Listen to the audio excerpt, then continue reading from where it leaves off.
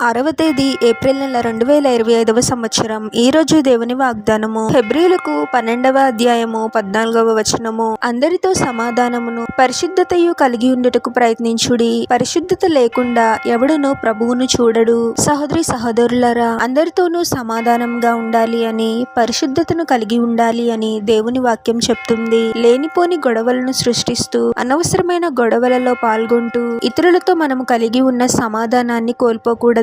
వీలైతే ఇతరుల్ని మనం సమాధాన పరచగలగాలి, అంతేకాని గొడవలు చేస్తూ మన వలన ప్రభువునకు అవమానాన్ని తీసుకురాకూడదు. మనం ఆరాధిస్తున్న ప్రభువు ఎంతో పరిశుద్ధమైన దేవుడు. ప్రభు యొక్క బిడ్డలముగా మనం కూడా పరిశుద్ధతను కలిగి ఉండాలి అని ప్రభు అంటూ ఉన్నాడు.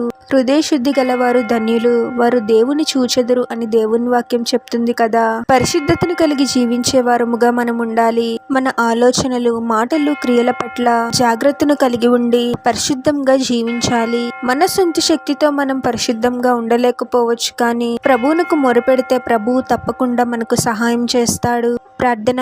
పరిశుద్ధుడవగు ప్రభువా, మీ పరిశుద్ధమైన పాదాలకు వేలాది వందనాలు, స్తుతులు, స్తోత్రాలు చెల్లించుకున్నాము తండ్రి. మరొక నూతన దినంలోనికి మమ్మల్ని క్షేమంగా ప్రవేశింపచేసిన దేవా, మీకే స్తోత్రం ప్రభువా. అనవసరమైన గొడవలను సృష్టిస్తూ గొడవలు చేసే వారముగా మేము ఉండకూడదు ప్రభువా.